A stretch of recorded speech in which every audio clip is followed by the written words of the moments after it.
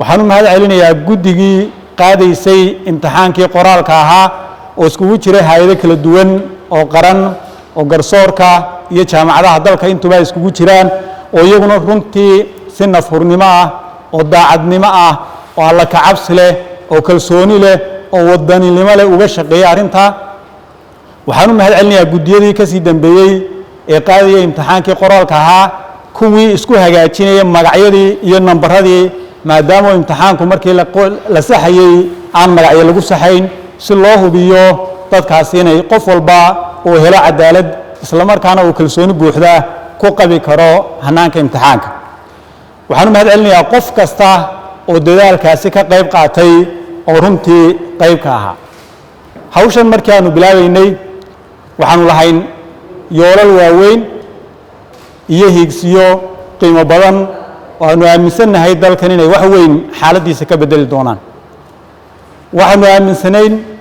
xaqiijinta helitaanka garsoor hufan madax bannaan dhexdhexaada karti leh sumcad leh ku shaqeeya mabaadi'da shareecada islaamka dastuurka iyo qawaaniinta dalka isla markaana dhowra xuquuqda aadamaha iyo xuquuqda muwaadiniinta Soomaaliyeed si taasi loo xaqiijiyo waxaanu yaqiinsanay oo maskaxdeeda ku jirtay habka keliyata ee lagu heli karo ee yoolka iyo hadafka weyn lagu xaqiijin karo inay tahay in marka hore garsoorka habka lagu soo gelayo iyo sida garsoorayaasha lagu qaadanayo iyo qaabka kaaliyayaasha iyo gaarsiiyayaasha lagu qaadanayo ay noqoto mid cadaalad ah oo daah furan oo xaliiban oo dhexdhexaad ah oo qaraabakiil iyo qabyaalad midna ku iman waxaan aaminsanayn dadka ku yimaada habkaas oo keliyata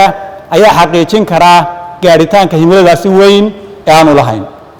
waxaan maanta aad iyo aad ugu faraxsanahay qayb ka mid ah hadafkaasi inaynu gaadhnay oo aynu ku guulaysanay oo boqolkiiba 50 ka badan 40kii garsoore aynu ugu talagalnay inay garsoorka qayb ka noqdaan halkan maanta ay fadhiyaan oo halkan lagu dhaariyay aad iyo aad baan ugu faraxsanahay waana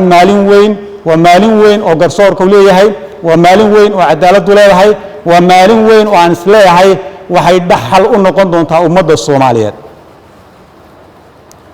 runtii nidaamka ku timaadeen wuxuu soo maray dariiq aad iyo aad u dheer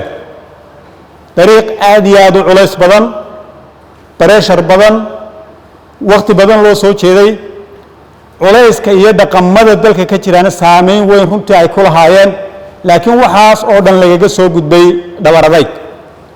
waxay ka soo bilaabantay marka koowaad in la isla garto oo la sugo